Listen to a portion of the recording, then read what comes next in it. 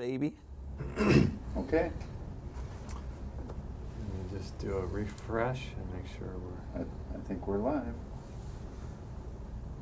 Hopefully we are. Say hello to everyone. All right. Hey, we are. We're Cool. live. We're live. Awesome. Thanks, guys, for joining us. This is the April 2018 Post-Digestive Challenge. What do you think of that? It was really fun. That was awesome, wasn't it? Mm-hmm. 14 full days, and the prizes were awesome. We're going to announce the prizes at the end of the webinar, but today we're going to be talking about digestion, how to improve digestion, and you just got done filming the entire course yesterday, didn't you? Yeah, it was amazing. Wait till you see some of the contents in there. I mean, you learn how your body actually works, how it thrives. Also, how come we have so many digestive problems, inflammatory diseases, Crohn's, ulcerative colitis, diverticulitis, everything. Speaking of digestion, this particular webinar that we're doing right now is available for members and non-members of the Extreme Health Academy alike, so it's available for everybody. But what we're going to be doing starting, I believe, May 1st, is we're going to be doing the 30-day Ejuva cleanse as a group inside the Academy. Oh, cool. Yeah, so we're all going to be, it's a 30-day cleanse, kind of a herbal cleanse formula, so I figured right at the heels of the digestion challenge, it would be a perfect thing to do. That was a great idea. Yeah, so if you are a member of the Extreme Health Academy, you can go into the dashboard and you can find out how to pay for that cleanse, and we'll start that on May 1st. But today, it's all about digestion, so where do you want to start? Oh, well, first, Kate's not here. Her and the kids aren't here. She is totally missed. Yeah. Yeah, she's missed. She's a doll. Yeah. So when we start probably with digestion, like how it works. Okay. And that's one of the things, because your body is only alive, okay? And if we think that we're a unique animal species on the planet, we're really not, okay? We're designed to live here. And if we have a whole bunch of digestive issues, reflux, GERD, antacid, or diverticulitis, colitis, Crohn's disease, irritable bowel, all of these different conditions, and then colon cancers are through the roof. The diseases of the gastrointestinal tract. So where are they coming from? Mm-hmm. I was reading just the other day that over 70% of the reason why people visit just their local family doctor is because of stomach issues and digestive issues. 7 out of 10 people. And the weird thing is most, when you look at all the medical websites, they always say it's idiopathic, unknown. And there's no cure, just steroids or anti-inflammatories or antibiotics. And if we had any other animal species that had those symptoms, we'd be looking at what they put in their body. Right. But the medical world really isn't trained that digestion can actually, or what you put in your system can actually have a negative effect on it. And that's mind-boggling. Mm-hmm.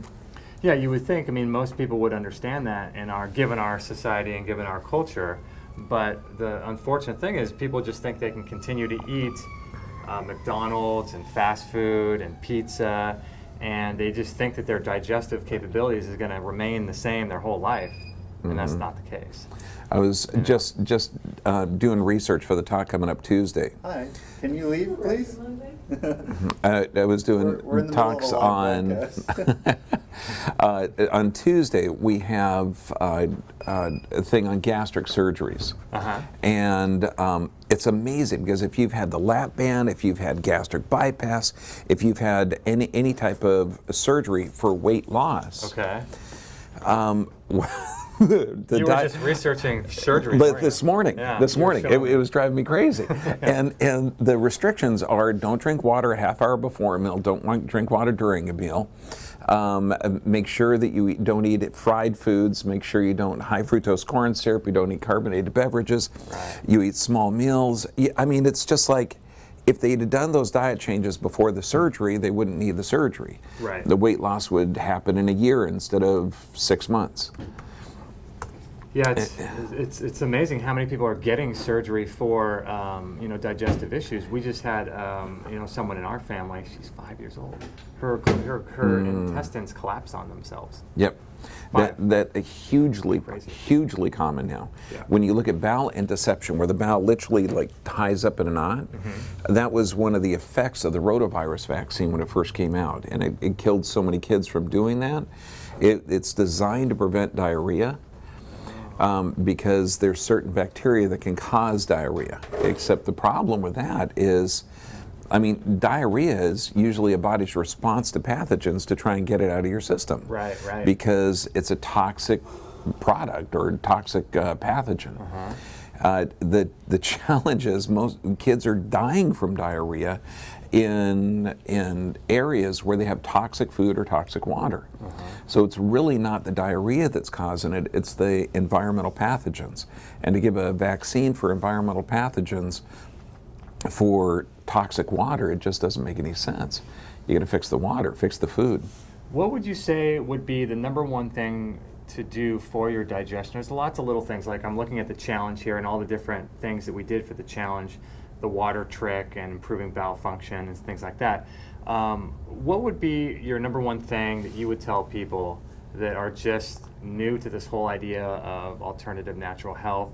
Would it be food combining? Would it be enzymes? Like, what would be your first thing to tell someone? First thing is look at whatever you put in your mouth becomes you. That if you hold that, that's going to be a big deal.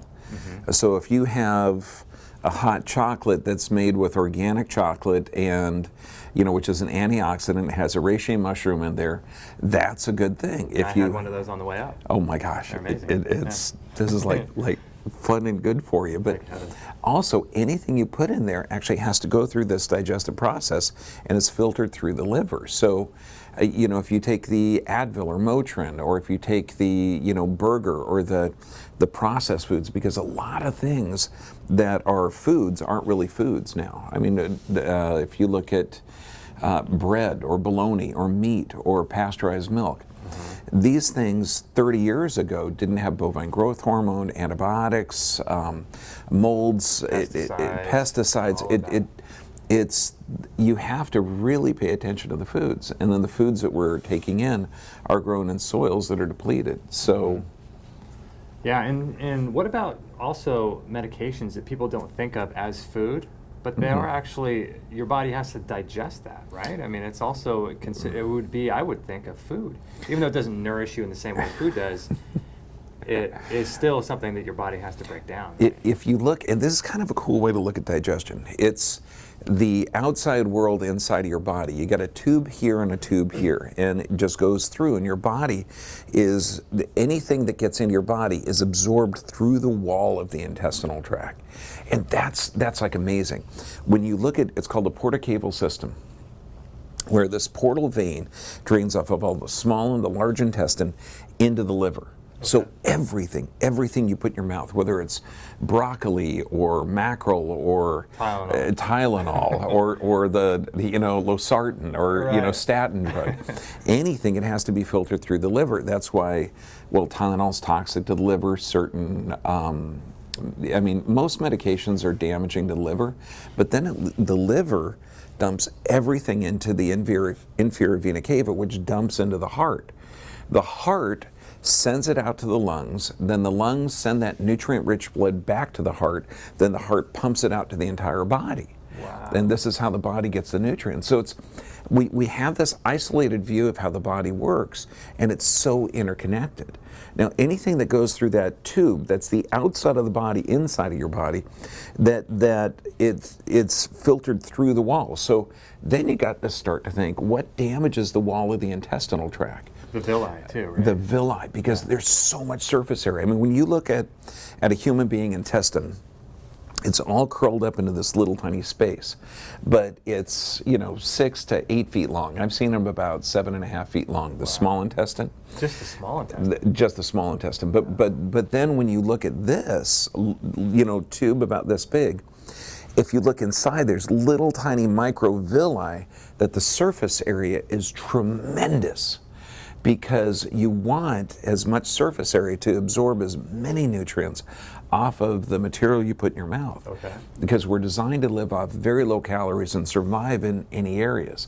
That's why our species is found from the Arctic to the desert. All the way through. Because you can get the proteins, fats, and carbohydrates that you need to live. But if you can't break the proteins to amino acids, or the fats to fatty acids, or the carbohydrates to usable sugars, you're in deep trouble. You can't build a body. Right. And this is why people as we age, we get low stomach acid. So it's a pain in the butt, well, pain in the gut, to break those proteins to amino acids. So people tend to lose integrity of their joints, and their skin gets all wrinkly and everything. And that's because of low stomach acid. It's low stomach acid or poor absorption of the nutrients. And how does stomach acid relate to bile?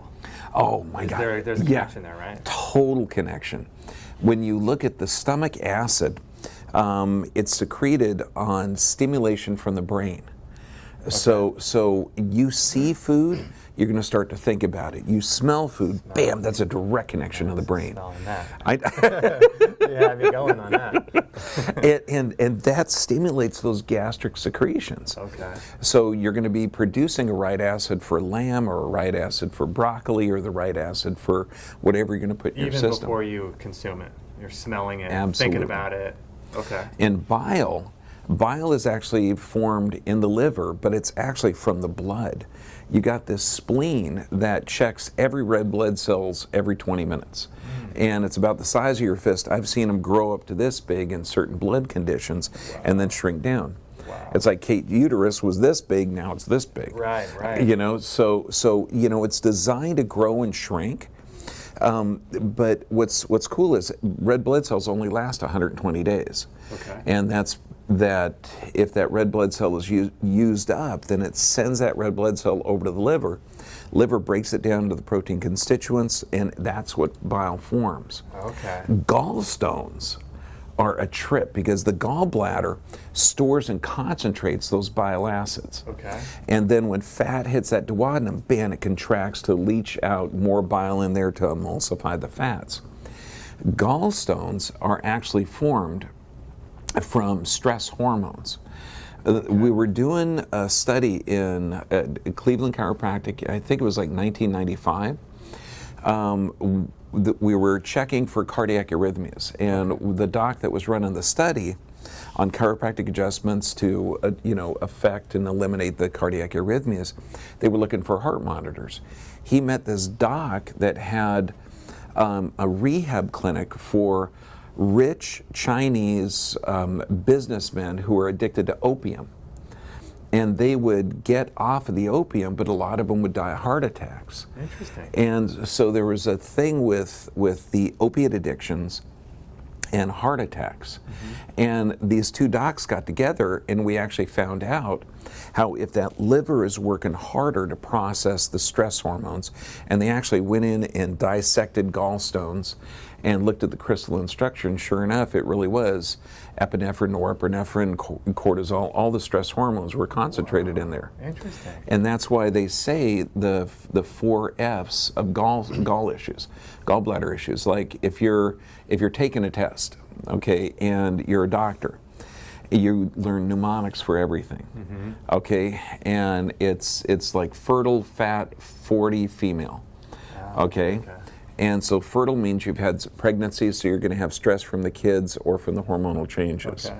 Fat means you're obese, so you've got either more than likely cortisol weight distribution, which is belly, seat, and thighs. Okay. Female, it's interesting that girls tend to have be able to handle stress, but they're also multitasking mm-hmm. better than guys. Guys are more single-minded, so right. Multitask can lead to some stress. And fertile. Let's see, what is it? Fertile female, 40. 40. Okay, 40 years old. Yeah. Okay, this is getting up to a massive hormonal shift. Okay. Okay, in their 50s and high stress. It's actually, I'm seeing a lot of gallstones in children now. Really? And I mean, guys are starting to get their gallbladders ripped out too. And it's all because the stress hormones, the chronic physical, chemical, or emotional stress, there's no off button for the stress hormones. Okay. Once they're secreted, bam, they go through the whole system. Wow. This is why when a danger's passed, you'll see people sitting there shaking because those stress hormones are still being released. They're still being released and utilized. Wow. And so in the interaction of the two docs, the one chiropractor looking for the cardiac arrhythmias, and he's looking for heart monitors, and the guy with the opiate clinic, okay, they're looking for our monitors. They found out the gallstones are actually concentrated stress hormones. It's That's fascinating. so the gallbladder, and this is when we do an exam on patients. Hey, you've had your gallbladder out when? 20 years ago? Okay, you were at high stress then. And they'll look at me like, how did you know? Well, you had an organ removed and... Kind of obvious, yeah. That's funny. Should we take a question from Oh, one of the absolutely. chats? Okay, so just so people know, because we're streaming out to a lot of different areas, like I think we're on Facebook and Twitter and all these different areas, we can't manage all of those chats, so we're just going to keep it to the Extreme Health Radio channel. And Isabel writes, and she says, what do you feel about home colon hydrotherapy? I do cleanses at a professional facility, but I'm considering getting how do you say that? Clystamic unit or clystamic kit? I was going to say Colima board, but I don't know. cyclamic kit. Similar to a Colima board, but it's meant to be used seated. Thank you. So she's just asking about colon hydrotherapy at home. Oh, I do enemas at home, but I don't know about colon hydrotherapy at home. when you're introducing like an enema or a colon hydrotherapy, you're expanding and contracting that intestinal tract, which is phenomenally beneficial because in stress circumstances, nerves are compromised to that intestinal tract. The challenge is sometimes it can wipe out the normal flora. And if you're utilizing this all the time to initiate a bowel movement, you got to look at the underlying cause. Right. To do it, a few times a year, fantastically good, beneficial, considering the toxic environment we're in. But if you're doing it to initiate a bowel movement, because I know a lot of people that great, it works. Yeah, because it works. It really does. Yeah. If you have gallbladder or cancer or certain digestive issues or chronic illness or diseases, the coffee enemas are amazing because once coffee hits there, you get the gallbladder and pancreas secreting and it cleanses them. So, do it 3 or 4 times a year is nice. You can be disrupting the normal flora, so make sure you take a probiotic, a prebiotic, fermented vegetables. All of those are going to be good to replace the normal flora. Mm-hmm. Yeah, I do coffee enemas maybe every Sunday or once a month or that kind of a thing. So, all right, one other question, then we'll get back into it. From Leah, she says, I have a relative who has chronic fatigue syndrome and fibromyalgia, and she has no appetite. Getting her to take juices is tough. That's crazy. With just the juice. Is there any way to stimulate the appetite so that she can get the nutrition? With fibromyalgia, with those are conditions of a chronic physical, chemical, or emotional stress adaptation. You've got to look at the nervous system first. You've got to get a structural assessment, and this is for all people with fibromyalgia. Okay. If they've, and here's the tough part, when somebody has say a chronic illness or condition, and anything that says syndrome at the end means they really don't know what causes it. So fibromyalgia syndrome, irritable bowel syndrome. You have to look at the 3 stressors as the cause. So what's the physical stress that this person's under? Okay, if they're physically stressed because they've got a misaligned structure, they got to get that checked. The chemical stress, so how many bowel movements a day do they get? What is their diet like, their nutrition? The nutrients that they're taking in, are they able to utilize? Are they drinking water before, during, and after a meal? So that's diluting the stomach acid.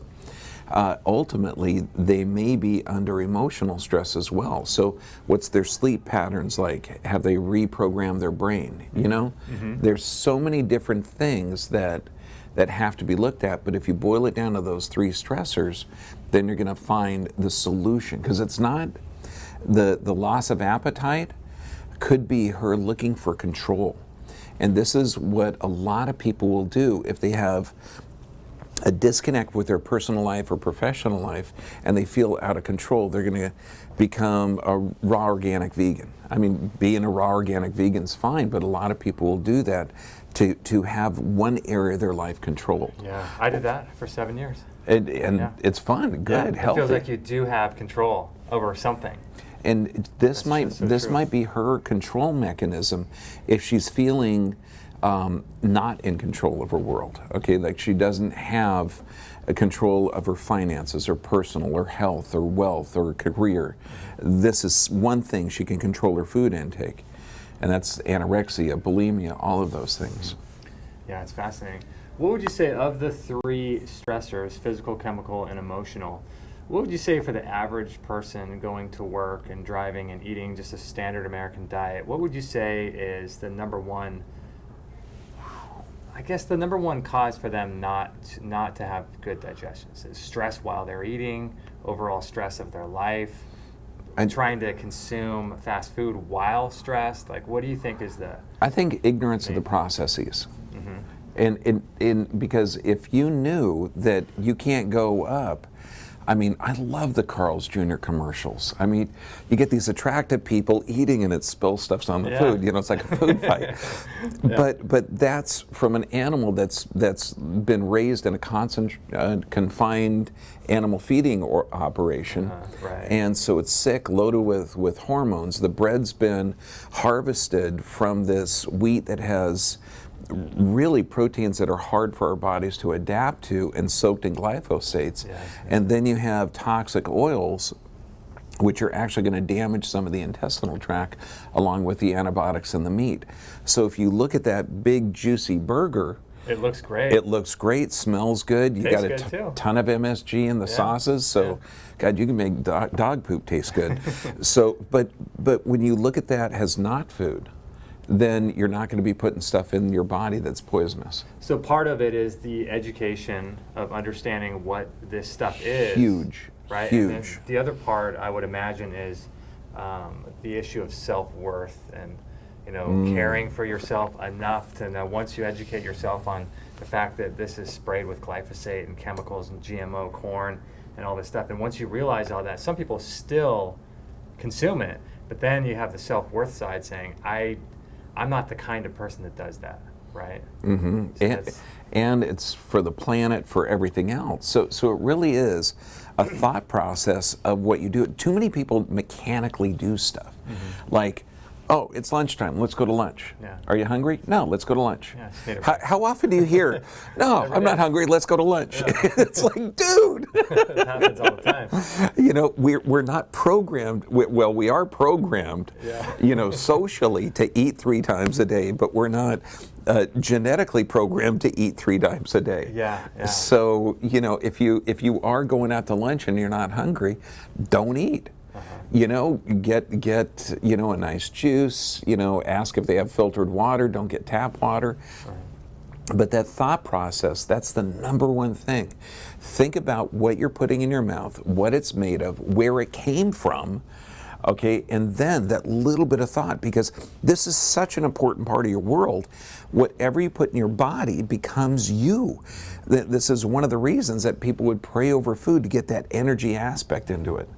I mean, we talk about the mechanical aspect during the challenges and during our digestion course on this is the mastication, this is the secretion of the salivary glands to break down the carbohydrates. This is how the peristalsis moves food through.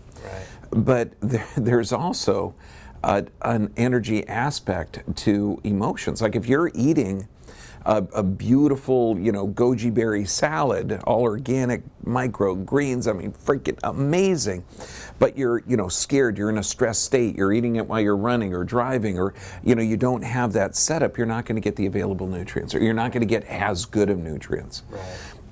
What I tell people all the time is, they say, well, what can I do? What can I do? What should I eat? And I said, look, buddy, we got to get you out of the physical, chemical, and emotional stress first. Because if you're eating these great foods, but I'm standing on your foot while you're eating it, it's not going to do much good. Or in the same vein, being angry or upset or nervous or frustrated, or You know, it's important to create that calm environment. You know? It's not a good, that's not a good emotional state to absorb nutrients that become you. Yeah, good call. So on day number 9 of this challenge, and by the way, the challenges are available for everybody to join. So they happen every single month, and there's awesome prizes and all kinds of cool stuff going on with the challenge. But in order to win any of the prizes, you have to be an Extreme Health Academy member. So that's kind of an incentive of being a member. But on day 9, you talked about structure and function. And I wanted to ask you, because I've been listening to a doctor that's been, he passed on, Dr. Andreas Moritz, a while back, but, and I believe he was talking about the vagus nerve. Oh, yeah. Do you talk about that in the program that we're going to release? Yep. Okay. Yeah. Oh, God. How does that relate to digestion? Vagus nerve is amazing. You've got 12 cranial nerves, and you're talking the brain stem and around the pons. I mean, all the structures on the back half coming down through the neck. Now, the 12th cranial nerve or 10th cranial nerve is close to the bottom, and that's the vagus nerve. Now, it gets down and it does most of the digestive aspect. It actually follows down to the gut, going on the front and back half of the esophagus. Okay. And I think some docs are still doing this operation, but in cases of extreme reflux and gastro problems, they would do a vagotomy where they would cut the vagus nerve. Oh, no. No, it solved the reflux problem, but it caused a tremendous amount of other gastrointestinal problems. I would imagine. I mean, just crazy. But knowing that it actually extends below the top bone of the neck, below C1, that if you have pressure like this, it's like I was talking to an Uber driver yesterday, and he's talking to me like this with his head tilted, and I said, yeah, well, you're in a stressed state because, you got some kind of neck issue, and he says, how do you know I have a neck issue? Dude, Looking at you sideways. You sit here and you look at you, you can actually see that. It must be so ingrained in him that that's normal for him. That's normal for him. So, digestive issues, all of this other stuff, and it's all underlying stress. And he's telling me about his psychiatrist and this, and, how he went after a divorce. And I mean, I said, buddy, no, it's physical, chemical, emotional stress. If you have a physical stress, you're not going to be able to handle the emotional aspect of life because you're going to be in this fight or flight state. So, anything that your spouse or partner says, you're not going to be hearing it as well. Yeah, that's a big one. Let's talk about a couple of the sort of, how do I want to say, the biggest offenders of poor digestion. And this is actually one of the things that I noticed in myself when I first got involved in raw food and veganism and vegetarianism back in 2003, was my inability to continue to consume dairy. I couldn't do it anymore. All of a sudden I had to switch to soy milk, and then I learned all about soy, and then I learned about almond milk and how it's better to make fresh almond milk. So day number 7 of this challenge was all about dairy alternatives. Personally, I make almond cashew milk myself now. I don't do any milk, but what's going on with milk and for people continuing to drink milk and what it does to their gut, do you think? Look at your genetic makeup. If you're from Northern Europe, you survive through the winter eating dairy. Okay, if you're in other areas of the planet, and I'm talking generationally, you might not have the enzymes in order to break down that dairy products into healthy food. Raw dairy has very beneficial bacteria phenomenal bacteria for the gut, and you can actually use it to heal certain aspects. The fermented cheese, the raw fermented cheeses, again, great way to introduce bacteria if you can digest it and break it down. For the dairy alternatives, think of what the texture, the sweetness, and what you utilize it for. Because when, like water, cool water, that's good, but you get cool milk, okay, you get that like texture, that sweetness, that almost like creaminess. It tastes good. Yeah, it's addicting. What we did on the challenge, and this was fun, because you take a young coconut. I know you're supposed to use the old coconuts, okay, for coconut milk. Break that baby off, put the water in there, scrape the coconut milk off, blend it for about a minute, drain off, do it through a sieve. the absolute sweetest, best coconut milk you've ever had in your life. And you're getting amazing fats and MCT and That's another benefit, because you get the saturated fats from raw dairy. So raw dairy, if you're from a genetic background where you're used to processing it, it's like the Maasai. Right. Super healthy, strong. What do they live off of? You know, dairy and blood. Yeah. You know, I mean, that's and occasionally meat. Now, I don't do any raw dairy. I used to do raw dairy, cow dairy, but I found that I can't even do really raw cow dairy. If I were, there's some really interesting milks coming out now, like goat's milk, and there's raw organic goat's milk. There's camel's milk or sheep's milk, you know, so there's some interesting alternatives. Do you stick mainly with like the nut milks yourself now? No, we actually we've got a couple of patients that grow their own food, and I mean cows, sheep, chicken, plants, everything. If you have goats and you're getting goat milk, make sure you separate the ewes from the male goats, the ewes, I think they're the female goats, the pregnant female goats, or the ones that just gave babies, from the male goats, and the goat milk doesn't taste gamey at all. Really? I know, it blew me away. Okay. So you get this rich bacteria, delicious. Oh my gosh, it was amazing. Wow. Yeah, I wanted to have a milk mustache afterwards. I know, right? You know, but I mean, if you look at milk, it's not really a good source of calcium. It does acidify the system, but for bacteria and saturated fats, man. Yeah, it's got some good stuff. Yeah, and enzymes If you can break it down. as well.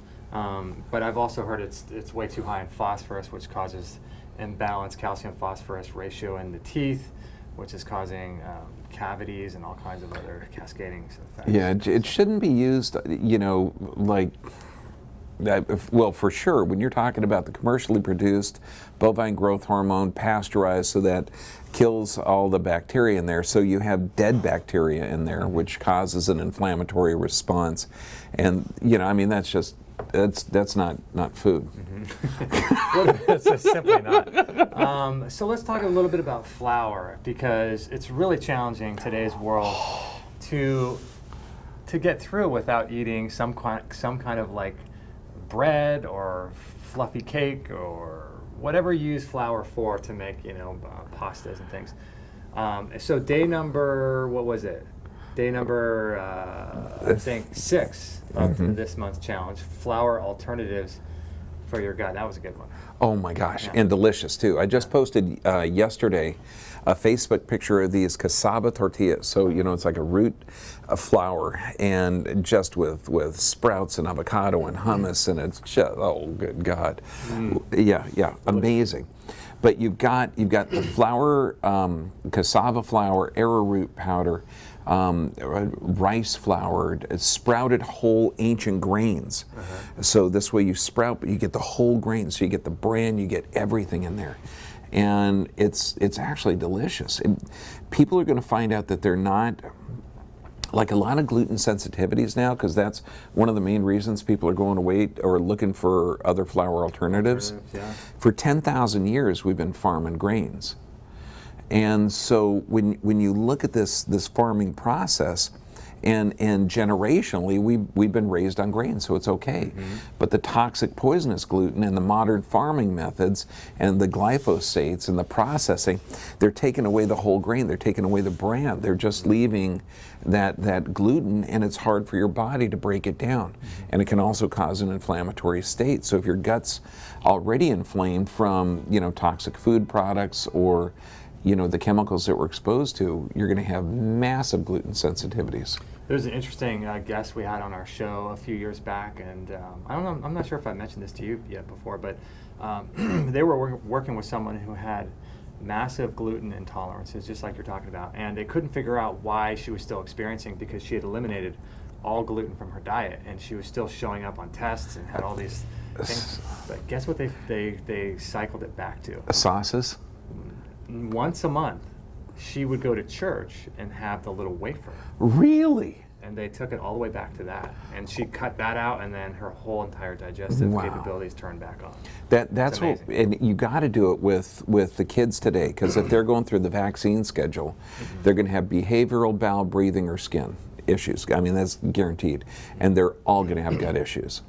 So if they're going through that vaccine schedule, gluten-free, dairy-free, gluten-free, dairy-free. Because Has I to mean, be, right? oh my God, Yeah. you ought to see the X-rays of some of the kids we get. I mean, normally in a normal X-ray, you can see an ascending colon, transverse, descending. See a little Magenblas in the top corner where the stomach is. But in these the kids and adults, but to see an exploded abdomen in an 8-year-old It's unreal. is just like, my God, this is poisoning. I mean, when you get an 8 or 9-year-old kid that's had Crohn's disease, that's been pooping blood for 4 years. So think of the mindset of that. I mean, what does this do to, anytime he eats, he's concerned about where the bathroom is. He sees this, and does he have confidence in his body? What does it do to his emotional makeup? His physical makeup is obviously destroyed. Wow. But luckily, the gastrointestinal tract heals so fast. Gluten-free, dairy-free, healthy saturated fats. You know, find the stressor, eliminate it, detox the heavy metal, and I mean, kids and adults, they heal fast. Dr. Zach Bush has a really great product in response, sort of in response to glyphosate, called Restore for Life. So if people want to look into that. Oh, cool. Yeah, he's an awesome guy. We have Green Tea here in the chat room, and she says, is quinoa, I just had that a couple days ago, is quinoa and lentil in spaghetti form okay? Brand is Pao Pasta. If it's organic, absolutely. Okay. Even if it's extruded into a noodle format? Yeah, and the thing with quinoa pasta is you got to cook it longer. Oh, do you really? Yeah. Oh, okay. Yeah, otherwise it's a little bit thicker, and you know, add a little sea salt in the water. Oh, and then okay, here's a trick too.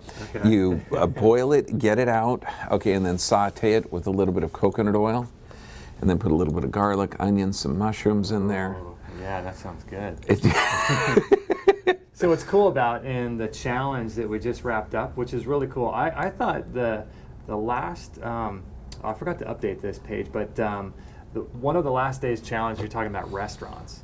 And this is something that I myself have had issues with. I don't go out to eat as much anymore because, like you were talking about in the video, you don't know what they're putting in those sauces. Those sauces are like the hidden sort of area where they put all this MSG and chemicals, and even the people that serve it don't know what's in it. And Yeah. even if it doesn't have that, it's coming from a can and heated up on, I don't know, heavy metal cookware that's not good. So I've stopped going to restaurants as a result. I usually don't go to many restaurants anymore, but when I do go, you gave some cool tips for ordering at the restaurants, what to look out for, asking questions, and I thought that was really cool. I mean, I was a full-on hardcore vegetarian for about 3 years. Okay, and you know, then I did some research. Now, animal products once a week to once a month, but it's got to be a healthy animal. It's, you know, it's plant-based. This is how, you know, it's amazing. So how But much, sorry, before you Yeah. continue, how much meat do you think, percentage-wise, is in your diet in 1 month, do you think? Like actual meat, not like a ghee or anything like that? Very small amount? less than a pound. Okay, and maybe a Pound a couple month. meals a month is Yeah. what you'll do? Yeah. Okay, okay, Yeah, it totally depends, and it's more like a condiment. okay. Like if I'm getting, if we're making a Caesar salad at home without the croutons, Okay. we'll put in a little anchovies. Okay. And that's just, oh my God, I love That anchovies. is so great. Yeah, and then if we catch a mackerel off the boat, you know, it just Even better. oh, amazing. Mackerel sushi while you're sailing. Oh, that's amazing. Yeah, so it's more like a condiment or a snack, but it's incredible. But when like let's say you go to a restaurant and you see chicken with peppers and wild rice. Okay, say, you know, can you make that for me without the chicken? And they'll go like, what? And then for sauces, you know, do you have any guacamole? Do you have any salsa? Do you have any hummus? So you can make savory, delicious, you know, meals. I mean, but you mix hummus up with just a good wild rice.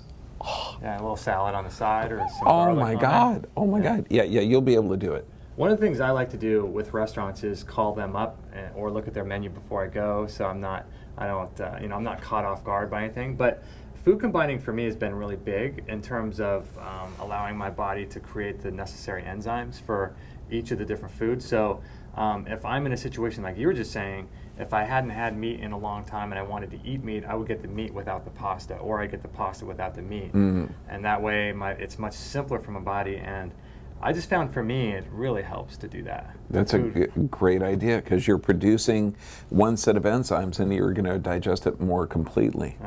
Yeah, and you know, Indian restaurants, you get a lot of good vegetarian choices, and you can ask them if they're using healthy oils. That's ideal. Healthy oils are key, right?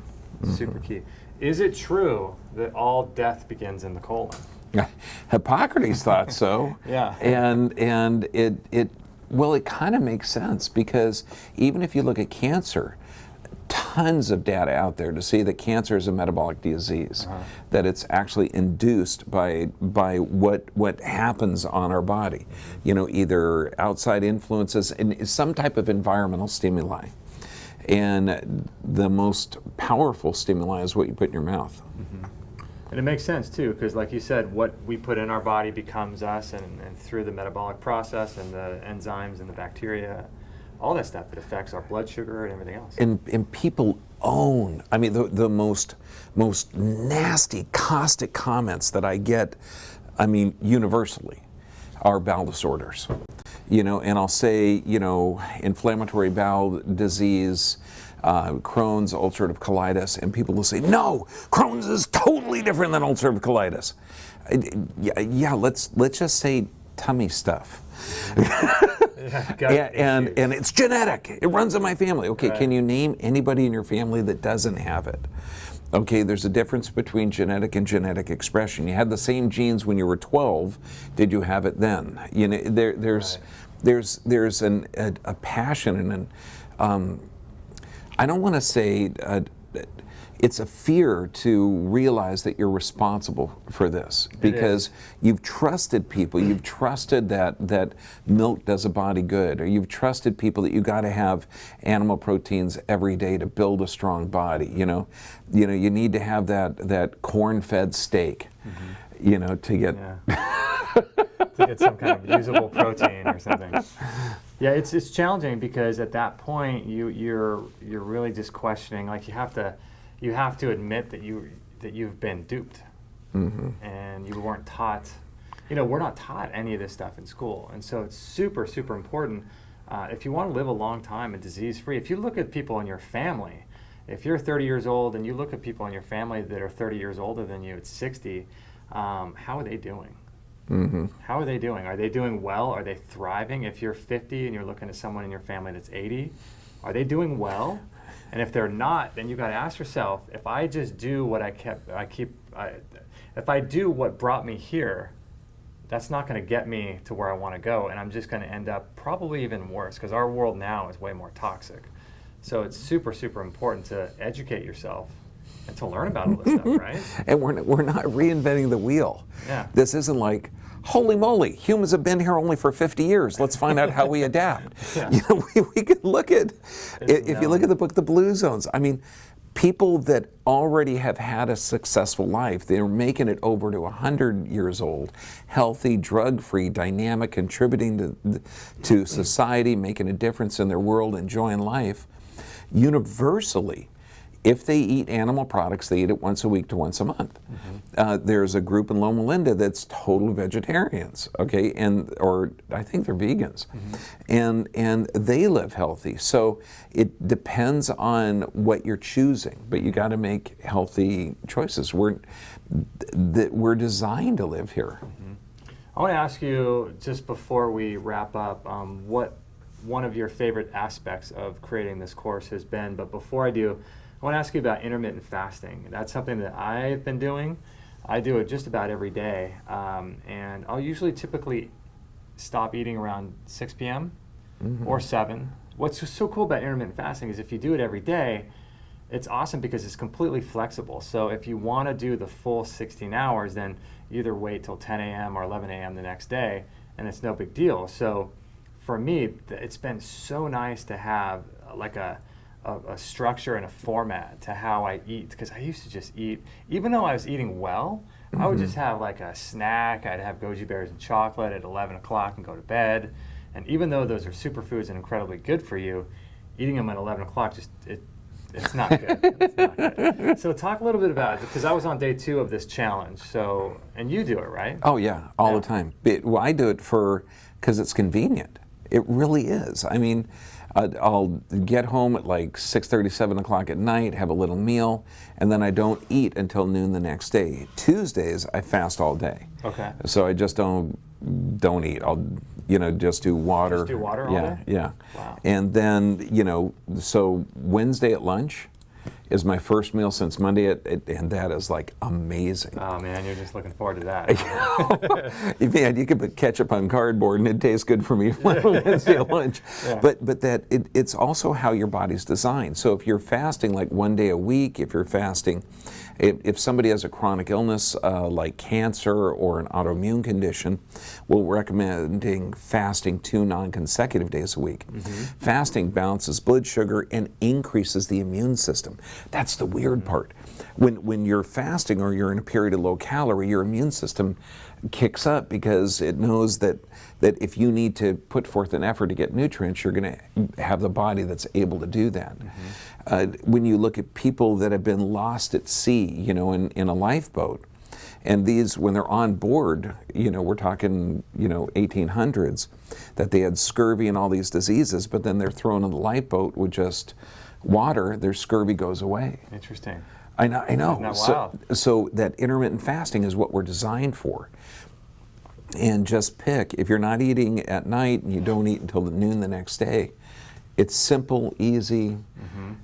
God, you're fasting while you're sleeping, most people. I know, right? And unless you're waking up in the middle of the night eating something. But, yeah. And cellular autophagy and killing off, cells that may go kind of wild. It has a whole host of effects, blood sugar Mm-hmm. implications, and it's just an incredible thing to do. Yeah, it's like the digestive course that we have coming up. And I don't know when that's probably going to be on. I think it'll be about the 21st? 21st of April. Oh, this is cool. We detail out everything on this course. Literally, we were filming 8 hours solid. Wow. And so we talk about the anatomy, the physiology, the pathology, and then we have sections on Crohn's disease and ulcerative colitis and irritable bowel and inflammatory bowel and what all to do for those? Yeah, and all the contributing factors, like where they come from. I'm excited. I haven't even seen it yet. I'm so excited to see it. Well, I'm going to tell you the biggest part, it's not from bad luck or bad genes. That's true. There's an environmental stimuli, okay, that you can take control of and reverse these disease processes. The gut heals so fast. We had, one of the teachers that I had was a surgeon, and he said you could cut a hunk of the colon out, sew it together, go back in 24 hours later, and you couldn't see the joint because the mucus lining repairs that quick. 24 hours? 24 hours later. I've heard 3 days, but wow, that's fast. This guy's an actual surgeon, so that's incredible. And he's the one looking at it. Maybe they have like parameters, but when he said that, and it's interesting because he had an idea that most of his surgeries weren't even needed, and that a lot of times he would go in there based on like a colonoscopy or something else, and he was cutting out healthy tissue. Wow. But that's what he was supposed to do. Wow. So what are some of the most exciting things overall from the course, from having created it and done all the research and putting the whole thing together? As far as gut health and digestion, what's excited you about it? It's a problem that has a solution. It's at epidemic levels now. Epidemic. It means that bowel disorders, digestive disorders, and a lot of other diseases like autoimmune conditions, brain damage, anxiety, stress, depression. All of these things have a gut component. We're talking, this is the largest immune system organ you got. 80% of it, 80% of your immune system is in your gut. They call it the enteric brain, neurotransmitters. So this is the key to brain function, immune system function, how you can thrive and survive on the planet. So then read that backwards to where if you have anxiety and stress and depression, first thing we ask, how many bowel movements a day do you get? And then you look at that and it's just like, oh my God, the gut immune system, anxiety, stress, depression, autoimmune conditions, all of those things. If you look at the source, this is really one of the upstream causes. Okay, and people are downstream, treating symptoms, and that's 100 years from now they'll just say that's incredible. 100 years from now, somebody with fibromyalgia or anxiety or stress or depression, they're going to sit in there and say, well, how are you sleeping? How are you pooping? Okay, what are your thought patterns like? What's your diet like? They're not going to even look at the symptoms because the symptoms are the end result of a toxic, deficient lifestyle. And environment. And I know, so it's really cool. I mean, when we can do, and that's the whole purpose of this stuff, to get people aware of how their body works, how it functions, and how beautiful it is. I want people to walk by the mirror and smile. And be happy. Yeah. Right? I mean, it's like a user manual that we should have got in school, but we never did.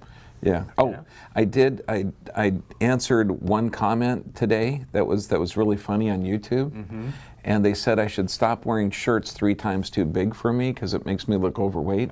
I'm down 27 pounds now. No way. Yeah. So I'm starting to get smaller shirts, but I still got like the large shirts. That's awesome. Ah, that's so cool. Yeah, and also too, I've changed my adjusting schedule, so I'm trying to reorganize my stress level, which is everything. Yeah, which means I shouldn't be filming Sunday and Saturday, but we got to get the information out. Right. That's so cool. Let's see. So we have wrapping up here. We got to announce the winners of the last challenge. So every month there's winners. There's a challenge every single month. And again, only Academy members can win these awesome prizes. I mean, we've given away a sauna, a Bellicon rebounder. We've given away some amazing Vitamix blender. The squatty potty. The squatty potty, yeah. I love that thing. I can't. How can you say squatty potty without But you know what's weird? I got 2 at home. Do you really? I really do. Yeah. I'm not kidding. I do too. That's what that word. It's just funny. So we got the winner number 1 of the challenge wins an Air Doctor Pro, and this is an awesome piece of equipment that we have in our house. We just got one a while back, and it's an air purifier, and it is a $600 value, which is amazing. Wow. So Leanne Decker, if you're listening to this as a podcast or as a video and archived, Leanne Decker, you are the winner of the Air Doctor Pro, the grand prize, winner number 1. Cool. For this challenge. Man, awesome. Congratulations. You know what I wish? I wish we could like physically hand these gifts to people, because isn't it so fun to like give people gifts and. All right, so number 2 are the Blue Blocks glasses. These are the ones that I have on right now, and Mike, you have some of these as well.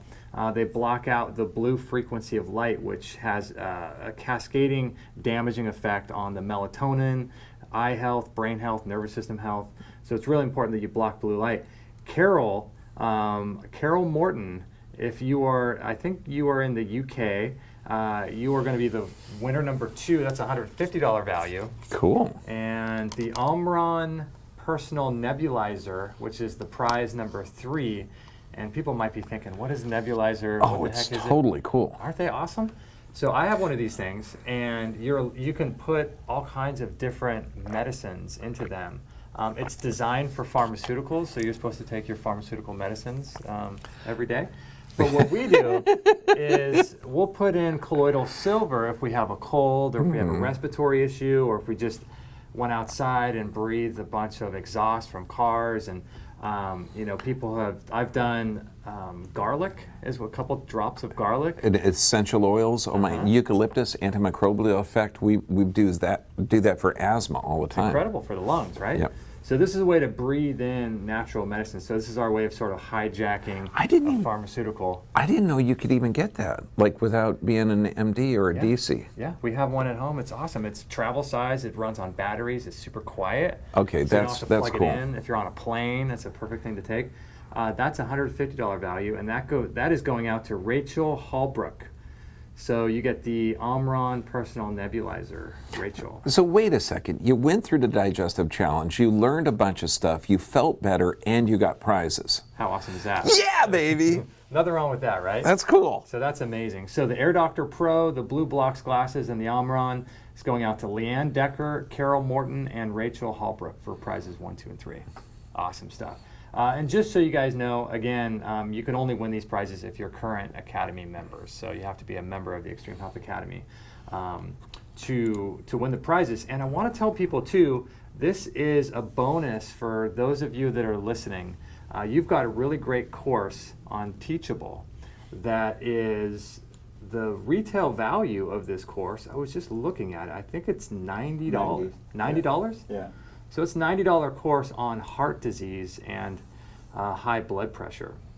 So that's where you talk about the myth, the facts, and the solutions to high blood pressure. That was a brutal course. Was I mean, well, it's so frustrating when you're reading, the effects of these medications and why they're prescribed, and it's just like yesterday. I talked to a guy who's back east, prostate issue, and you know how people say triggers and it can like it's like somebody punched you in the gut? Mm-hmm. I say, okay, what kind of drugs are you taking? What kind of medications? Blood pressure, cholesterol?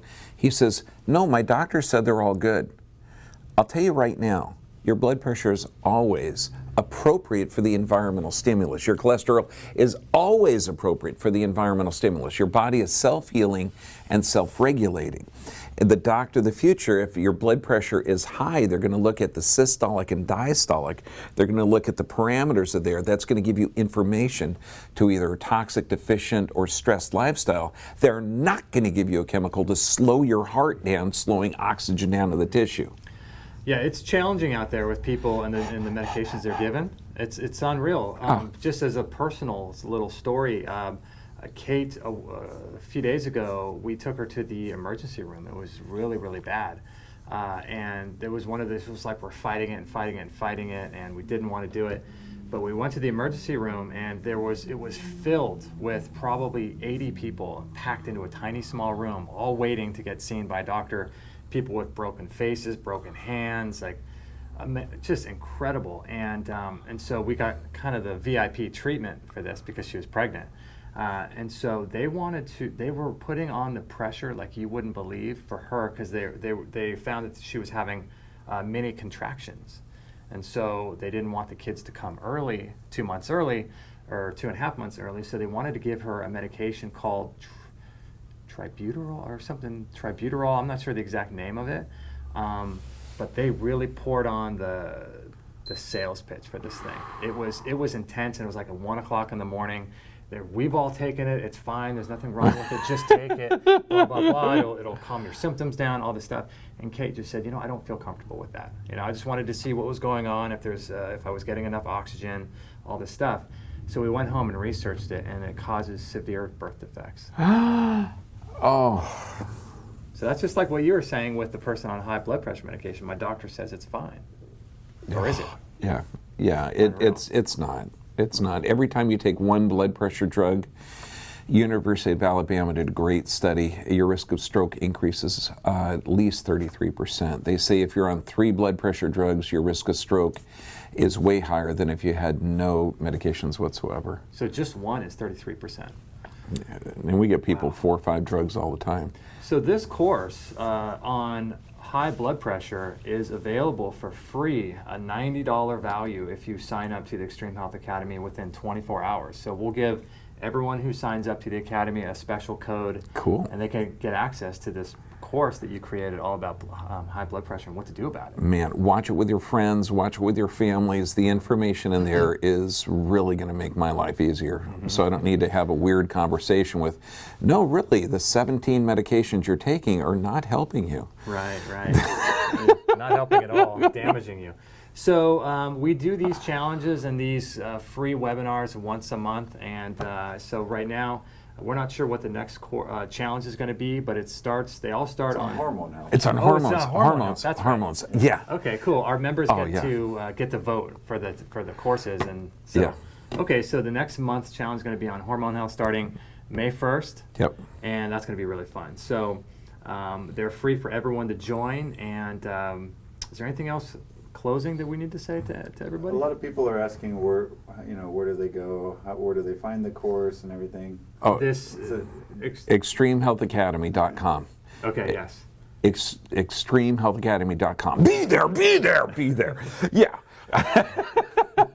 Extreme Health Academy is where you sign up. Or is it the Extreme Health Challenge? Which one? The Extreme Health Challenge is over, so that'll be starting back up on May 1st. So that is no mas until the 1st of every month. Health Academy, sign up there, and we'll give you access to this blood pressure course. All you got to do is email support at Extreme Health Academy, and you have 24 hours to sign up, and then we'll give you access to this blood pressure course. Yeah. $90 value. It's And awesome. that means Wednesday I start doing the research for the May hormone.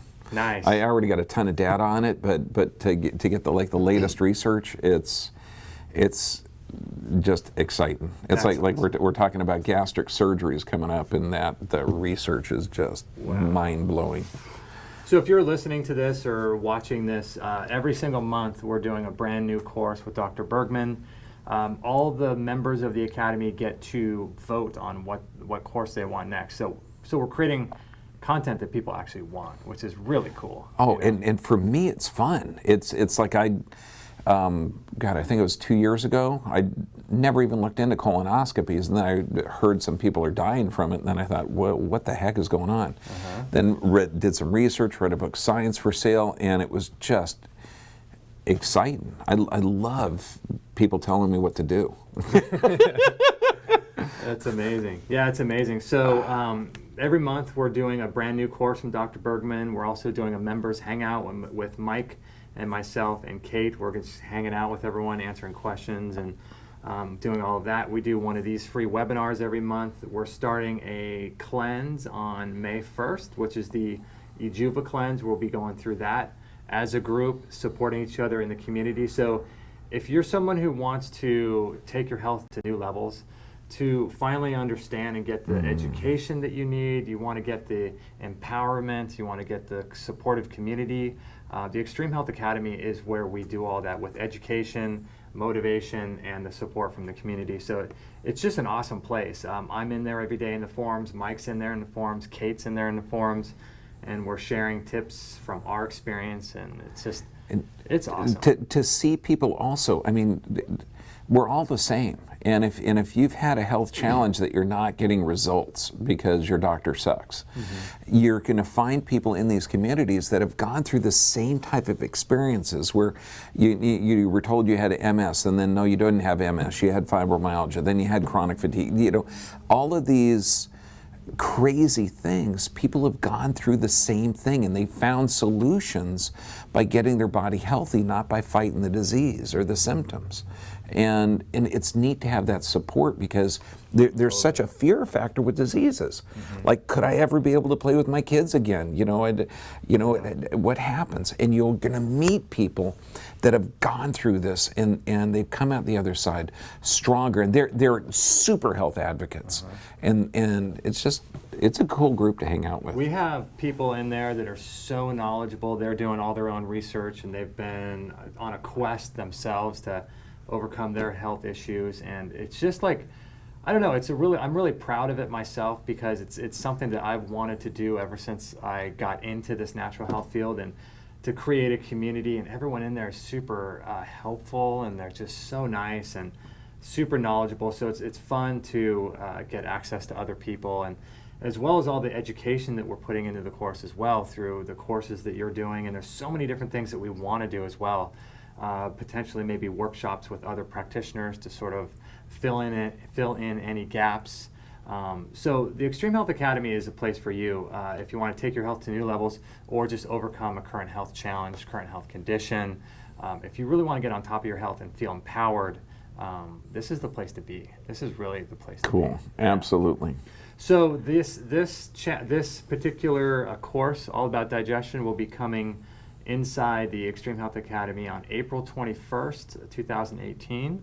So so you'll get the full access to everything we talked about today to learn how to take charge of your health. And if you sign up to the extremehealthacademy.com right now, within the next 24 hours, we'll give you this $90 course you did on blood pressure. How to Oh, that's overcome it. cool. Yeah, awesome stuff. They only got 24 hours to sign up for that? 24 hours. And if you sign up to extremehealthacademy.com, you'll get free access to that. You only have 24 hours, and it goes away. So you got to act quick, I guess. So, yeah, thank you. This is great. Buddy, thanks for setting this up. That was fun. Thanks for joining us. And, watch this again and get in the academy, so this way we can get your input on new avenues, and if you have health challenges, health questions, health successes, health insights. Oh my God, you are so valuable, because right now that information is infecting people around the world with health, and they're becoming empowered, and this is the only way to change society. This is our little avenue to bam, start changing the world. Yes. All right, so go to extremehealthacademy.com, sign up, and we'll see you in the forums. See you later. God